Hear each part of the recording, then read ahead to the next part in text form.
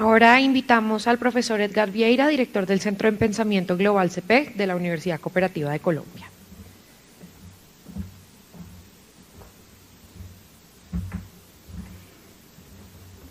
Bueno, comenzando la tarde, queremos presentarles 3 libros de la colección de Bolsillo Acontecer Mundial, directamente relacionados con las temáticas de integración y las temáticas que va a estar estudiando el GRIDALE. Con estos 3, como acaba de comentar la editorial, completamos 9 tomos, sobre todo tipo de temáticas de globalización y de integración. Quedan invitados quien quiera manejar en profundidad algún tema de globalización e integración, entraríamos en contacto para mirar una programación futura de otras contribuciones.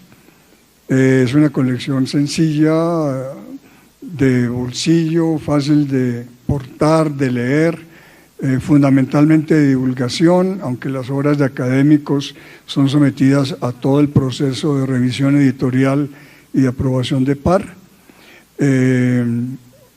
Y ya vamos asegurados 11 tomos y queremos programar el año entrante, para lo cual invitamos a integrantes del GRIDALE a presentar algunas propuestas. Pero en paralelo, abrimos también ahora este segundo semestre, vamos a iniciar otra colección, que ya es Pensamiento Global, con distintos autores. Ahí ya no, la autoría no sería individual, la autoría serían libros tamaño ya estándar, 10 capítulos, con 10 autores diferentes, haciendo cada uno su respectivo capítulo. Ya en este momento acabamos de recibir los últimos capítulos que pasan a revisión de pares, como publicación científica, el primer libro, que va a ser sobre las tecnologías disruptivas en el proceso de globalización. Todos los cambios tecnológicos los repartimos inclusive por concurso internacional entre distintos autores, y ese libro ya entra ahora a revisión de pares y para fines del semestre estaría ese primer tomo. El segundo tomo, ¿dónde está Rita? Está a cargo de la profesora Rita Giacalone, que ya en la colección de bolsillo nos había contribuido con uno sobre geopolítica y geoeconomía de la globalización, y ahora está de editora invitada, la tenemos como editora invitada, montando un libro sobre el pensamiento empresarial frente al contexto de globalización, con autores de distintas partes del continente latinoamericano, el cual también está terminando, porque en 2 meses pasa a revisión de pares, con lo cual aspiramos este año a tener ya esos 2 primeros libros. Pero ¿cuál es la invitación principal que quiero hacer? Que los siguientes tomos de esa colección, 3 y 4, la queremos hacer con quienes han elaborado documentos para el Congreso. Y entonces ya nos dirigiremos a varios de ustedes para ver si están interesados en el policy o ponencia que prepararon para el Congreso, para que lo amplíen ya un poco más a capítulo de libro y participen entonces en 2 libros por lo menos. Aspiramos a que por lo menos los tomos 3 y 4 ya de esa colección corresponda a distintos autores del GRIDALE, para darle además una difusión adicional. Porque tengan en cuenta que los documentos que se van a discutir hoy y mañana van a ir a un documento de memorias del Congreso. Pero independientemente de las memorias, con lo aquí presentado, vamos a invitar a varios de ustedes para que amplíen su tema y en capítulo de libro participen en 2 libros. Si nos da hasta para 3 libros, pues programamos para el año entrante otro más. Pero entonces quedan muy cordialmente invitados a esto. Enseguida, ya Carolina les va a anunciar cuáles son los autores y los temas que relacionados con el Congreso, sus autores durante unos 10 minutos cada uno van a hacerles una reflexión de sus contenidos.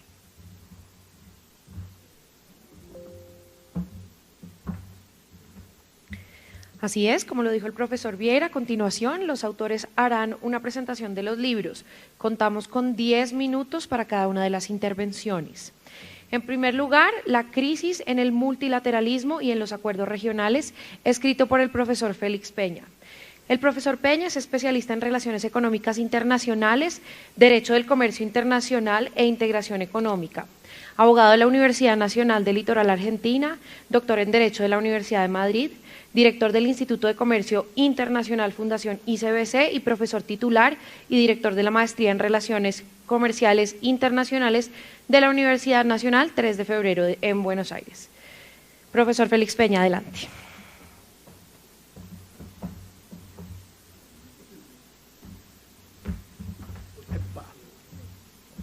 Y eso acá hay escalón ahora. En primer lugar, mi agradecimiento a Edgar, mi agradecimiento a la universidad, mi agradecimiento no solo porque publicaron el libro, mi agradecimiento que yo no hubiera hecho el libro si no hubiera habido esta iniciativa de la universidad y la persistencia del amigo de convencerme las 2 o 3 veces que le mandé señales, me bajo, no puedo, no lo voy a hacer, de que siguiera, y así lo hice. Y lo hice en buena medida también porque de alguna forma me tocaba, me parecía que tenía cierto sentido el repasar lo que uno había estado escribiendo durante algunos años en torno a los temas que habían sido propuestos, el multilateralismo, en la perspectiva de la región latinoamericana.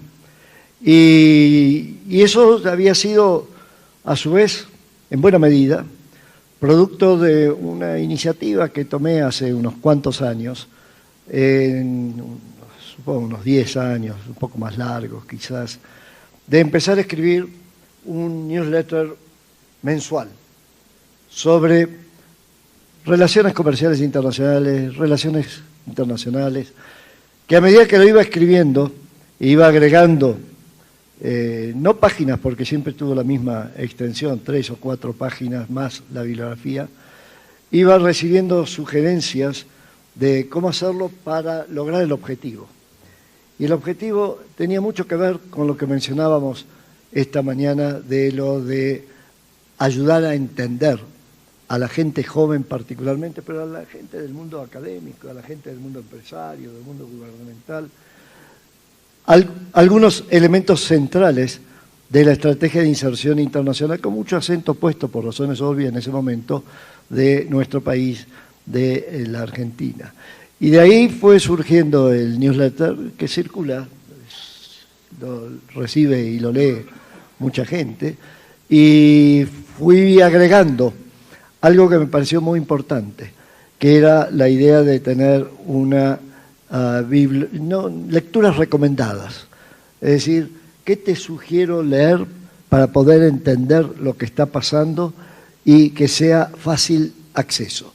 Y en lecturas recomendadas hay libros que normalmente son libros que se conciben más baratos porque tienen una edición particularmente de ebook, y mucho de papers y artículos y documentos que han salido el mes anterior y que de alguna manera uno se ha tomado el trabajo de, si no leerlo completo, por lo menos de tener una idea de tocarlo, y uno va aprendiendo cómo tocar algo para saber si ese algo sirve o no para quien se está formando en los temas. De ahí viene el libro este, que en parte recopila, recoge cosas que fueron escritas en otro momento, y que fueron escritas y que están agrupadas en lo que son los 3 ejes centrales del libro, que de alguna manera uno podría decir, más que eje central del libro, es la tesis que uno está planteando a través del libro. Y que consiste en decir, si tú te estás formando o estás formando gente para poder tener una incidencia en el desarrollo de la estrategia internacional de tu país o de tu región, estos son temas en los cuales tienes que poner un ojo en particular. El primer tema es, ¿qué pasa con la estrategia de inserción internacional de nuestros países? La buena noticia es que en América Latina podemos hablar en ese sentido de nuestros países. Habrá diferencia de acentos, pero en el fondo es un poco lo mismo desde una región que se mencionaba antes, privilegiada en muchos sentidos y que, sin embargo, tiene que seguir luchando para tener un lugar en el mundo, y vaya que tiene espacio para tener un lugar en el mundo. Entonces, analizar las negociaciones comerciales internacionales, las negociaciones internacionales, siempre con una perspectiva de lo que mencionaba esta mañana, de la interacción entre lo geopolítico, lo económico y lo legal. La segunda pata de esta aproximación a cómo ayudar a entender lo que está pasando cruza fundamentalmente por tratar de tener más claro la región como tal. No con la idea de decir cómo debe ser la región. La idea es, si tú estás tratando de hacer entender algo, no tienes que decir qué es lo que tú crees que debería ser la región. Eso lo tendrá que decir el político, el analista, lo que sea. Tú eres un decodificador de la realidad en función de aquellos que se están preparando para decodificar la realidad, sea para empresarios, sea para gobierno, sea para cualquiera que trata de entender la realidad. Y en esa perspectiva entonces analizamos lo que se analizó esta mañana en términos de la realidad regional, y vaya que hay para entretenerse y va a haber para entretenerse por mucho tiempo para tratar de ver.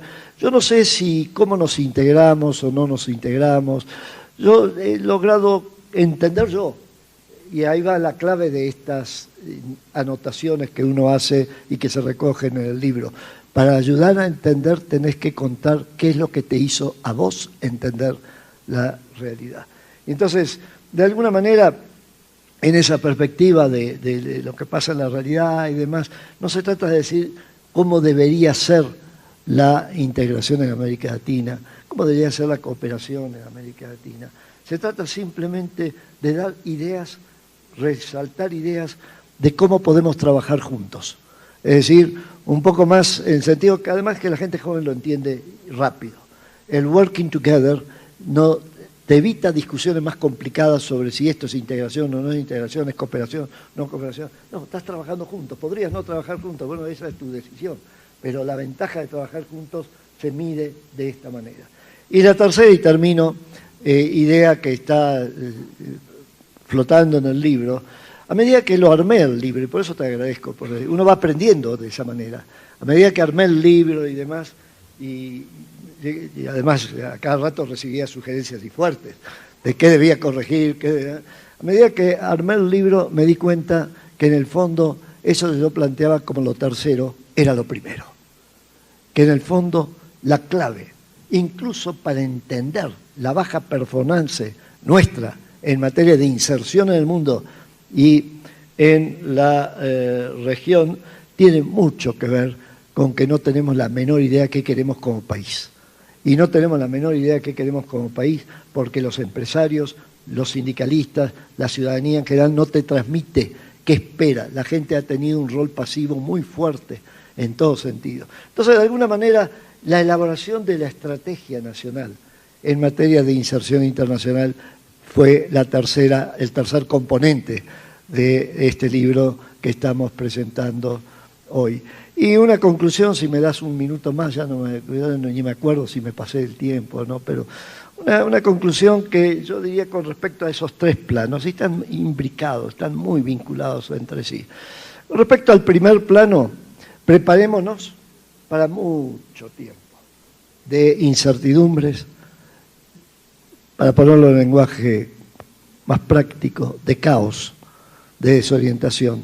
Por lo tanto, hacia el futuro va a haber muchísima más gente desorientada y con bronca, porque nadie le explica realmente qué es lo que está pasando y qué es lo que estás haciendo. Yo creo que esto viene para largo, no hace falta, a la edad que uno tiene no va a entrar a hacer pronósticos apocalípticos, ni mucho menos, pero sí, si uno está tratando de transmitir algo en base a la experiencia de 60 años dedicados a estos temas, 60 años que excluyeron en la región y en el mundo lo que habían caracterizado todos los años anteriores, uno tiene que atreverse a usar una palabra que en general la gente trata de no utilizar porque es casi una mala palabra, guerra. Es decir, el mundo va a orientarse cada vez más al ejercicio no de la inteligencia, sino de la violencia para dirimir quién es el que manda. No creo que va a pasar eso, espero que no pase, pero eso es el telón de fondo. Y en segundo plano, yo creo que por mucho, mucho tiempo vamos a seguir teniendo una performance un poco errática, un poco a la latina, un poco caótica, porque es una de nuestras características, no la vamos a cambiar. Y esas características tienen una ventaja enorme, que seremos, y lo digo como argentino, ok, seremos caóticos, pero no tenemos los problemas que tienen otras regiones del mundo, en que tienen que resolver problemas nucleares y demás. Uno de los activos más fuertes de la integración en América Latina fueron el de los acuerdos entre Alfonsín y Tancredo Neves Sarney sobre el desmantelamiento de la única par de países que estaba envuelto en una trayectoria nuclear. Y finalmente, con respecto al tercer punto, yo creo que lo que tenemos que valorizar, es mi conclusión personal, valorizar y mucho lo que muchos años atrás, alguien que está, no sé si está todavía Pedro, alguien que trabajaba con nosotros en la época del Grupo Andina, que me enseñó muchísimo, el ingeniero Jorge Sábato. El ingeniero Jorge Sábato escribió con un cientista político argentino, Natalio Botana, un artículo muy bueno que se hizo famoso y todo el mundo habla del triángulo de Sábato. El triángulo de Sábato era el cómo armar una sinergia dinámica, creativa, entre gobierno, sector empresario, sector productivo, porque también los sindicatos, ONGs y demás consumidores, y el mundo académico.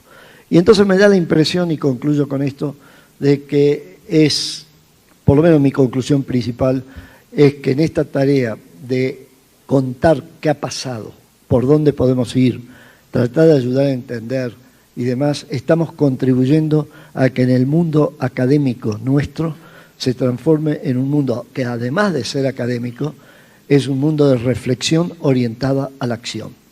Es decir, es un mundo que de alguna manera se testean ideas que pueden luego ser canalizadas hacia la realidad. Y eso nos falta, y nos falta mucho, y yo creo que lo que ustedes han hecho en la universidad, lo que ustedes han hecho con Gridale, lo que estamos haciendo con Gridale, va en esa dirección. Es decir, el mundo académico no puede seguir pensando cosas allá, que alguien que está en el campo de batalla diga, sí, está bien, vos pensás eso porque no tenés que... sino que el mundo académico esté imbricado con el mundo de la acción para ayudar a mejorar la performance en la acción. Si me permites un medio segundo más, diría, aunque no sé qué está pasando en este momento en la final de... ¿Cómo? ¿Argentina? Bueno, me has dado una mala noticia, pero a pesar de eso, con entusiasmo, te digo de que de alguna manera el mundo académico en relación a quienes juegan al fútbol, quienes están en el campo de batalla, tienen que estar en condiciones de casi online, lo que hubiera sido bastante útil en varios partidos de fútbol, estar online, diciéndole al que está jugando, anda por ahí, anda por allá, pero no estás en el campo de batalla, pero no estás ajeno al campo de batalla. Gracias, me pasé de los 10 minutos, pero sí.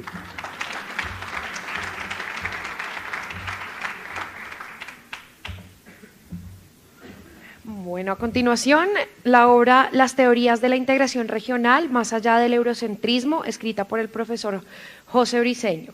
El profesor Briceño es abogado de la Universidad de los Andes, Mérida, en Venezuela, con doctorado en ciencia política en el Instituto de Estudios Políticos de Aix-en-Provence en Francia, una maestría en Relaciones Internacionales de la Universidad de Durham en Inglaterra y un DEA en Ciencia Política comparada del Instituto de Estudios Políticos de Aix-en-Provence en Francia.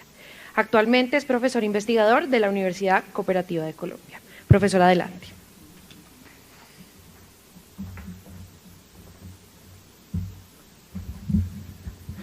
Bueno, muy buenas tardes. En realidad,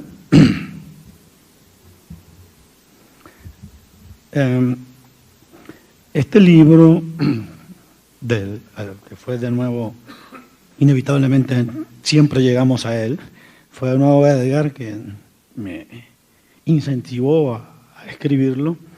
En realidad es la continuación de un proyecto que ya tiene una publicación previa y que no es un proyecto nuevo, es un proyecto que tiene ya varios años, décadas diría yo, y que deriva de mi interés en la discusión teórica sobre la integración regional. En el año 2003, sí, gracias, muy amable. En el año 2003 yo publiqué un libro en mi antigua universidad, Universidad de los Andes en Venezuela, que se llamaba Las teorías de la integración regional. Punto.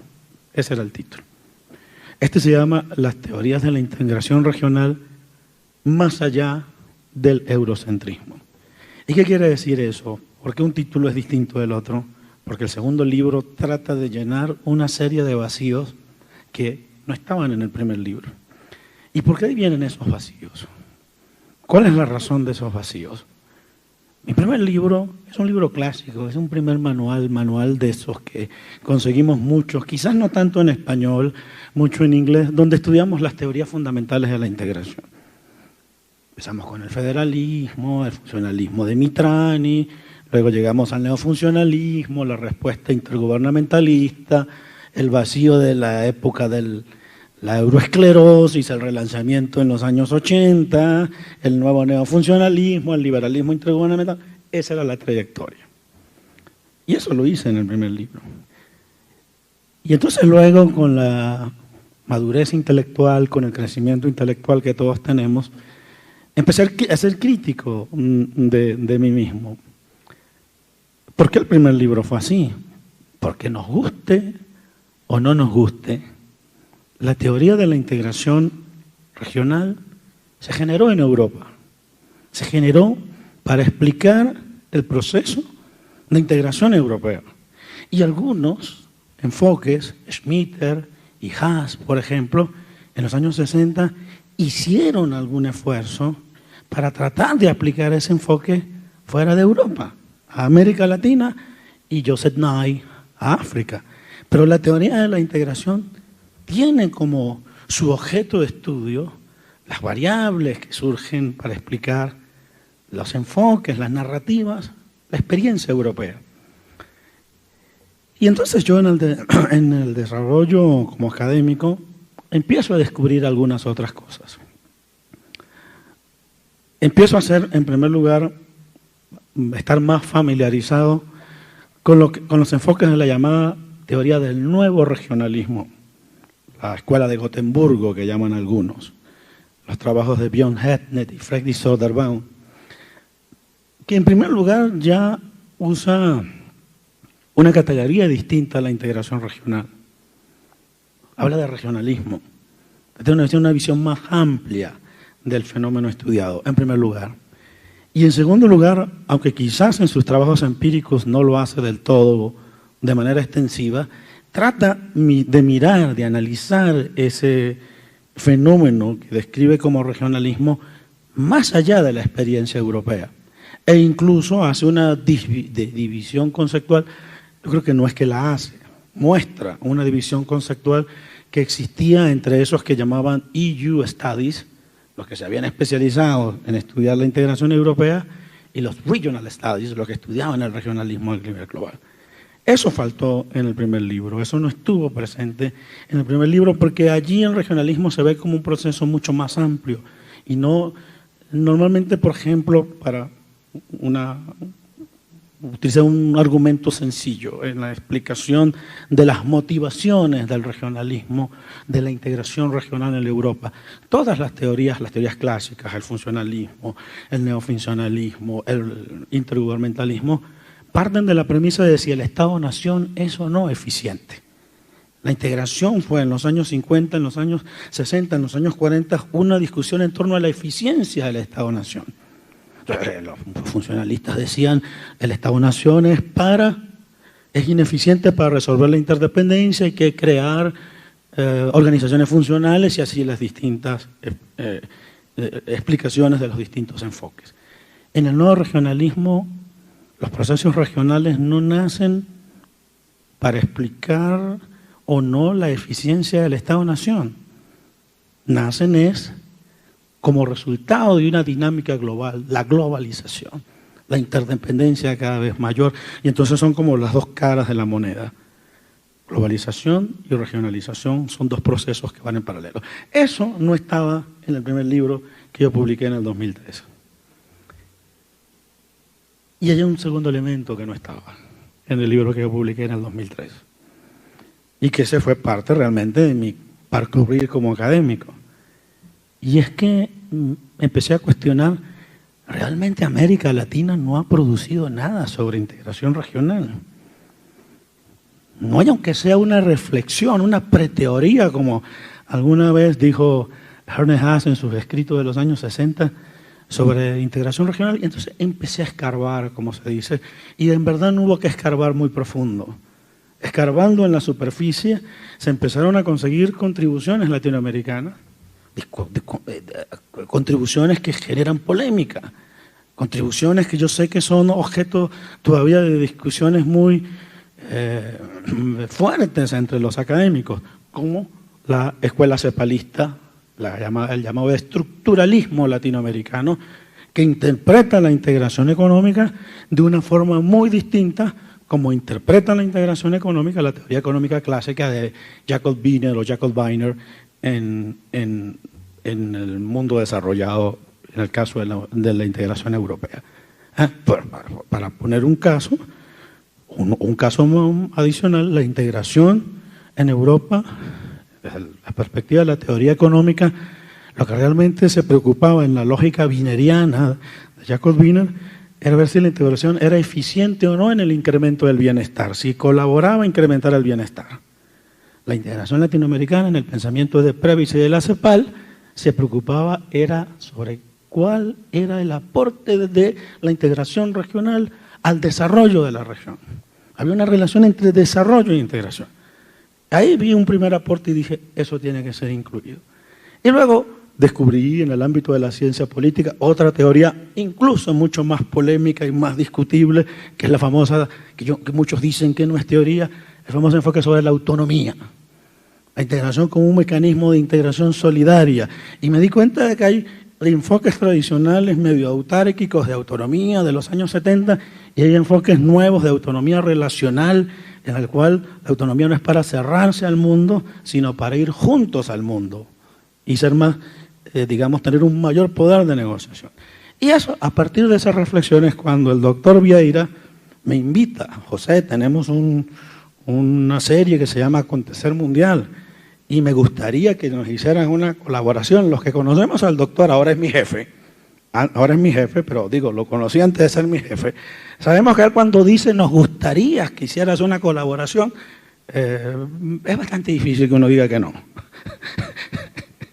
Sino que me diga el doctor Félix Peña y Ana y Sergio, es poco difícil que uno le diga que no. Entonces me puse a trabajar y lo que hice fue, un poco actualizar el viejo debate europeo con esas dos vertientes, con esos dos vacíos que existían en el libro previo.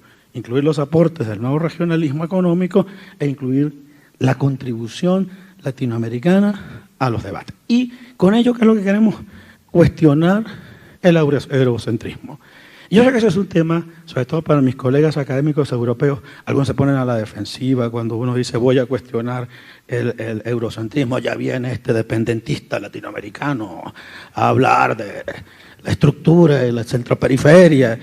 Y en realidad yo hago un esfuerzo, no sé si tengo éxito o no en ese esfuerzo, pero yo hago un esfuerzo de plantear una discusión que además creo que es una discusión que incluso autores europeos empiezan a hacer, sobre hasta qué punto una teoría que nace en un contexto histórico, en un contexto político, tan propio como fue la Europa de la guerra, de la posguerra, que nace para responder a un problema que ciertamente fue el centro de la discusión política en Europa durante quizás las primeras 5 décadas, que era el problema de la guerra y de la paz, el problema del nacionalismo, el problema del Estado-Nación.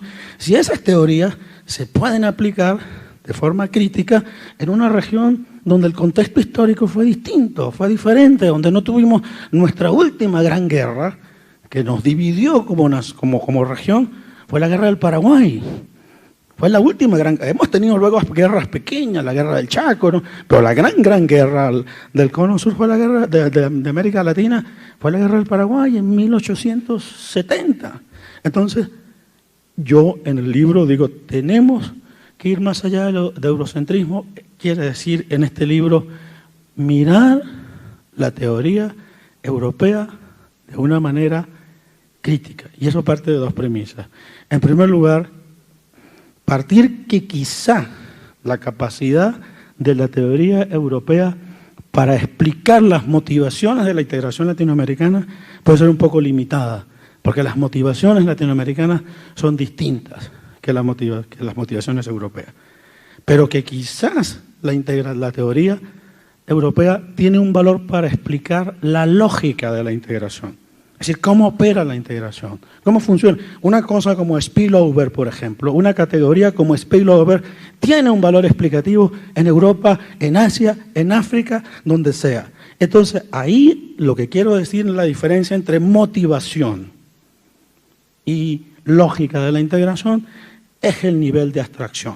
Las categorías para explicar las motivaciones, vamos a superar al Estado-Nación, tiene un nivel de abstracción muy superficial y en consecuencia su valor explicativo en otras partes del mundo es discutible. En cambio, una categoría como spillover tiene un nivel de abstracción bastante grande y por lo tanto tiene validez en cualquier parte o en muy buena parte de los países del mundo. Eso es lo que modestamente trato de explicar acá. Y entonces, ¿cómo divido el libro? Porque yo creo que ya también se está acercando mi tiempo de terminar.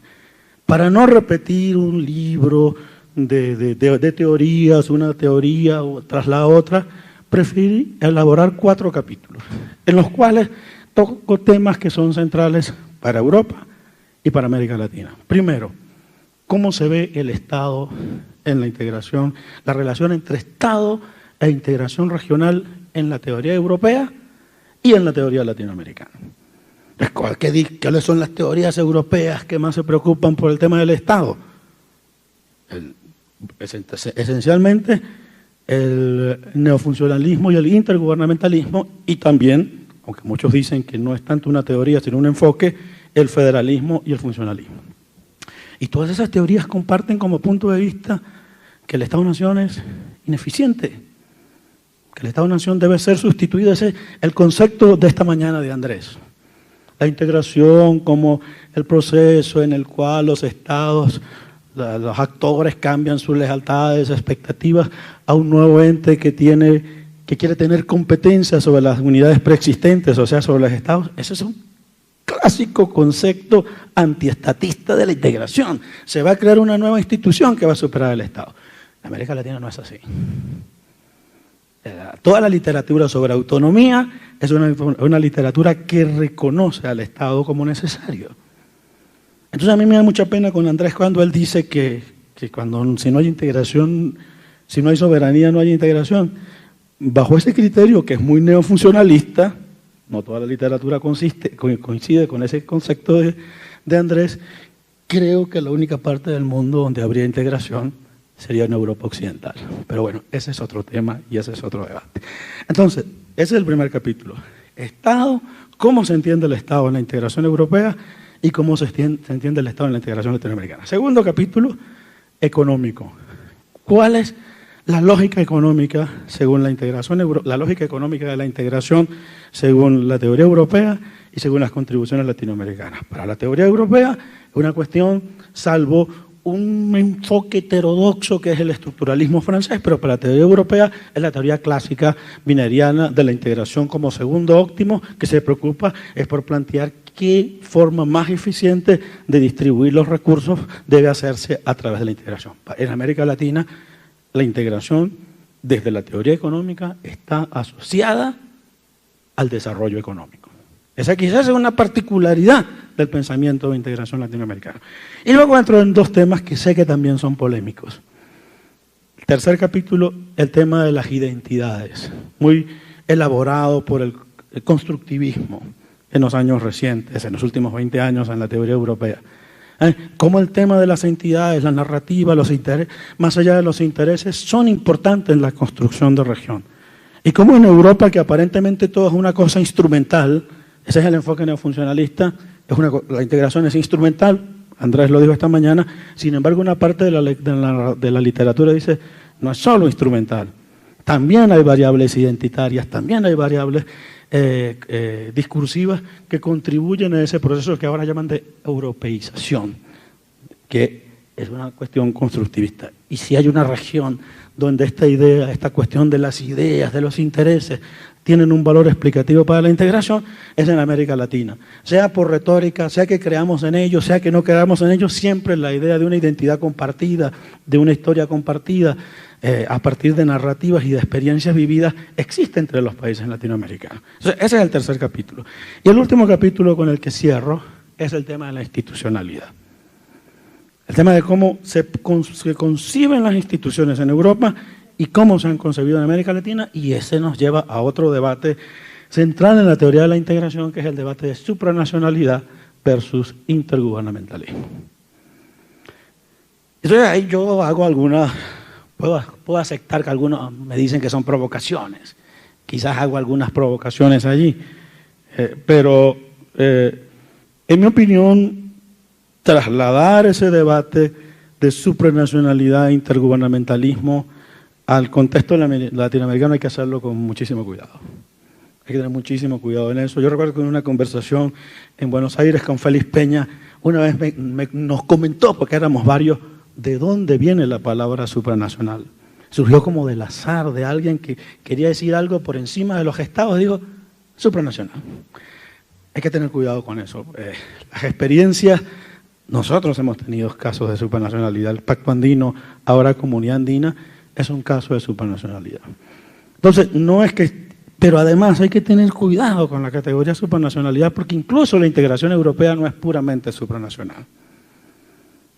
Los expertos europeos o los que hacemos política comparada sabemos que por el proceso, la supranacionalidad que llaman decisoria, el proceso de creación de normas, es un delicado equilibrio entre el Parlamento, la Comisión, Parlamento y Consejo. Entonces, en el libro se hace una mirada crítica a la supranacionalidad y también un poco al tema de la gobernanza. El tema de la gobernanza, de nuevo, aplicar de forma crítica la gobernanza. Sin la gobernanza entendemos gobierno sin Estado, gobierno sin poder central, sino Estado, sector empresarial, sociedad civil, todos. ¿Y cuál es la fortaleza de la sociedad civil en nuestros países, que es un actor clave en ese proceso de gobernanza? Entonces, el libro, digamos, también dedica una parte al análisis. Esos son los 4 capítulos que en los que consiste este libro, que es una modesta reflexión y como lo digo en el libro y con esto señalo, surge de un interés de largo plazo, de larga data en estos temas, pero también surgen de nuevos incentivos, entre ellos conversaciones que he tenido con gente que aprecio y que estimo mucho, 2 de ellos están acá, con Félix Peña y con el doctor Vieira, Philippe, que lamentablemente no está acá, Philippe de Lombarde, y otros colegas que me impulsaron, que me empujaron a terminar este proyecto. Muchas gracias.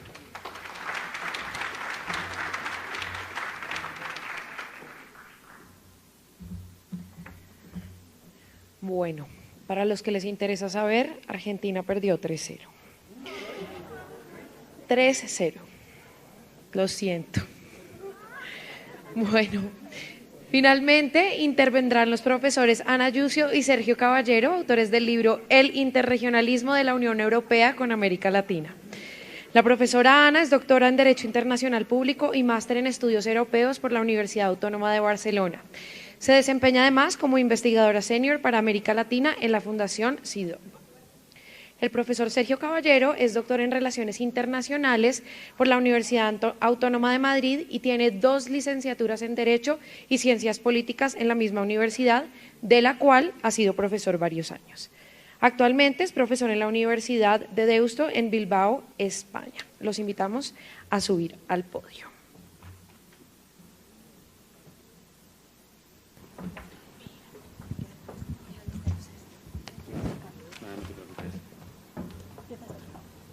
Buenas tardes. Vamos a intentar ser breves por la hora y porque creo que todo el mundo se ha quedado un poco choqueado con la noticia del día y sé que estáis todos deseosos de ir a ver los goles. Pero bueno, vamos a presentar el libro. Lo primero, mi agradecimiento, como no podía ser, nuestro agradecimiento, como no podía ser de otra manera, a la Universidad Cooperativa de Colombia por hospedarnos de semejante manera y en concreto, en particular a Edgar, por toda la labor con el Gridare y bueno, estaremos ahí y felicidades desde ya por esta empresa, ¿no? tan importante. Respecto a nuestro libro, al libro que aquí presentamos Ana y yo, de alguna manera estaba pensando que podía ser una suerte de compendio entre lo que ha mencionado ella esta mañana y lo que tendré la oportunidad de mencionar yo esta tarde, pero simplemente para intentar sintetizar y atesorar un poco las ideas más importantes, voy a retomar lo que ya se ha dicho varias veces por parte de Félix Peña y por parte de Andrés Malamud respecto a la necesidad de intentar dar herramientas explicativas, ¿no?, para desentrañar qué es lo que pasa en este mundo ahí fuera. Y las tres ideas fuerza que nos han guiado en este libro han sido la idea de globalización, la idea de interregionalismo y la idea de regionalismo. Esos tres conceptos, e intentando dar una dimensión analítica, teórica, histórica, huyendo de los lugares comunes o de las meras descripciones, es lo que nos ha motivado a intentar estructurar un libro que, insisto, transita o intenta recoger las interacciones, las interrelaciones entre estos tres conceptos. A efectos de estructura, por sintetizar un poco, el primer capítulo engancharía con lo que ahora ha planteado José, con las teorías del regionalismo, las teorías de integración regional. No es tanto que se diga algo nuevo o desde un lugar nuevo, como señalaba José, sino que intenta dotar al lector de las herramientas teóricas, conceptuales, para poder entender el resto del libro. De esta manera se pasa a un segundo capítulo en el que se salta al concepto de interregionalismo.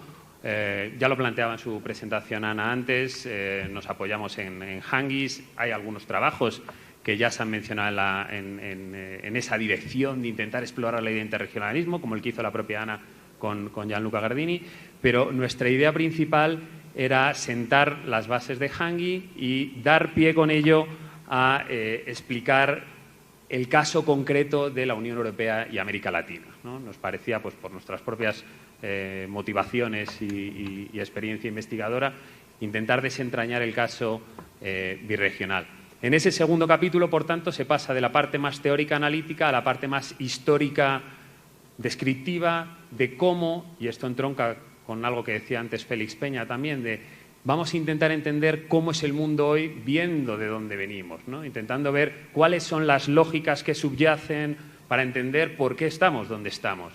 Y en ese sentido se hace un ejercicio de revisión principalmente desde 1999, desde la Asociación Birregional hasta el contexto actual 2017-2018, para intentar ver cómo se ha pasado de esa idea de federador externo, pues bueno, tomando un poco el concepto del profesor Sanauja, hasta la idea actual que sería más de geometría variable, ¿no? Que se dejará un poco aparcado para retomarlo en el último capítulo, en el capítulo 5 de conclusiones.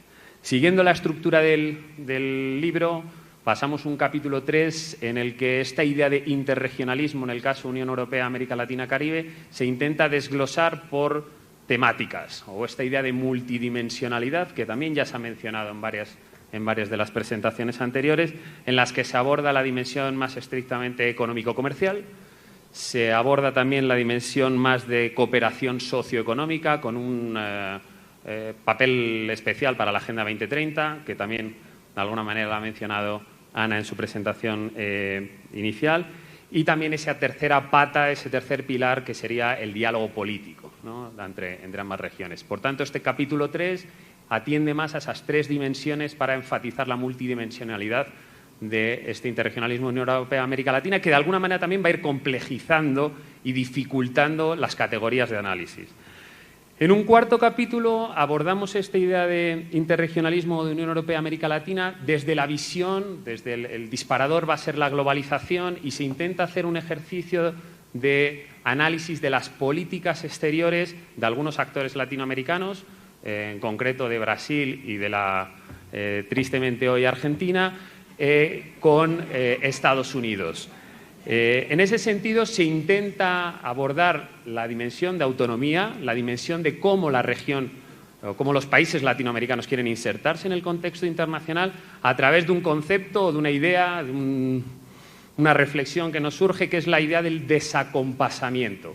Cómo pareciera, con este trasfondo histórico, como cuando Estados Unidos era el adalid del multilateralismo y de ese régimen liberal del que se ha mencionado en las mesas anteriores, pareciera que ciertos países latinoamericanos, por ejemplo Argentina y Brasil, apostaban por un tipo de inserción distinta, o por lo menos no partidaria de unirse al proyecto eminentemente del ALCA.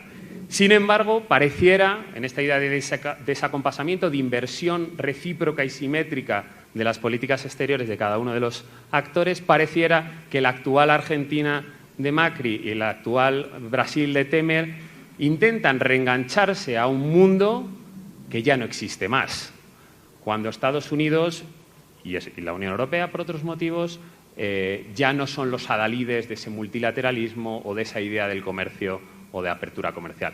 Por tanto, insisto, en este cuarto capítulo se intenta jugar con esa idea de prioridades de política exterior y desacompasamiento entre ambas regiones para evidenciar las dificultades de convergencias o las dificultades para saber cuál era el tema, la agenda compartida, ¿no? También una cosa que se ha mencionado antes por Félix, ya lo siento, estar plagiándote ideas o vinculando ideas, pero de alguna manera me son útiles. El último capítulo, el que intenta cerrar, condensar estas complejidades que se van mencionando sobre el interregionalismo Unión Europea, América Latina, Caribe, habla del interregionalismo asimétrico y esa idea de geometría variable, como las potencialidades de interacción entre ambas regiones son múltiples, lo cual pudiera darnos que pensar que es un escenario positivo, pero al mismo tiempo complejiza, se dificulta, porque hay relaciones que van a ir en el plano más estrictamente bilateral selectivo, con una fragmentación también en el seno por ejemplo, de la propia Unión Europea a la hora de relacionarse con actores latinoamericanos. También va a haber algunas que sean birregionales y también va a haber algunas que sean con subregiones específicamente. De alguna manera no pretendemos claramente dar respuestas a este creciente periodo de incertidumbre que se avizora, sino que pretendemos hacer buenas preguntas, o eso es lo que nos ha motivado a escribir este libro, y sobre todo dotarnos de la caja de herramientas analíticas, históricas, conceptuales, que nos permitan desentrañar cuál es esa realidad ahí fuera y, una vez más, y es la última vez que tomo palabras de Félix por ahora, dar esas herramientas a los que tienen que tomar la decisión, ¿no? De alguna manera servir de generadores de ideas o de propuestas, y ya serán otros en esa interacción academia, tomadores de decisiones, los que tomarán la que crean más pertinente. Lo voy a dejar aquí para dejar algo de tiempo a la coautora del artículo. Ya hemos quedado que él haría la explicación del libro. Yo solamente voy a hacer unas breves palabras en primer lugar, de agradecimiento igualmente a la Universidad Cooperativa y a Edgar, que nos casi obligó a trabajar conjuntamente, porque de hecho nos había dicho inicialmente que cada uno que hiciéramos uno, pero luego, entre que nosotros íbamos un poco agobiados, entre que tratábamos los mismos temas, nos conocíamos desde hacía mucho tiempo, pero nunca habíamos trabajado juntos, y entonces esto nos permitió esa interacción. Y sobre todo creo que es eso, es un libro muy de síntesis, ¿no? Es un libro de síntesis de trabajos previos, ya lo he dicho antes, y por tanto son unas reflexiones que vienen sobre reflexiones anteriores. Y lo que hemos tratado es tratar de sintetizar, ¿no? De ser claros, de no hacer un repaso a toda la bibliografía del regionalismo y el interregionalismo, sino de intentar dar los puntos clave de los hitos, ¿no? Por los cuales ha transitado las relaciones. Y básicamente nos interesaba sobre todo el interregionalismo, pero es obvio que no puedes tratar el interregionalismo sin entender lo que es el regionalismo, ¿no? y cómo se estructura dentro del concepto de globalización, ¿no? Entonces, yo cuando hicimos este libro, por una parte había una parte de satisfacción muy grande de poder compartir y todo, pero también te queda un poco de insatisfacción de que no has conseguido realmente dar las respuestas, ¿no? Pero por otra parte, eso es la parte de la investigación, ¿no? Que te tiene que quedar siempre como un algo más para seguir adelante, ¿no? Buscando más respuestas a esos interrogantes que te abren las investigaciones previas, y en eso estamos, y yo creo que eso es parte de la intención de este grupo de trabajo y de esta colección, de abrir, ¿no? De abrir las mentes para nuevos interrogantes, y del Gridale como proyecto, ¿no? Y ya está. Muchas gracias.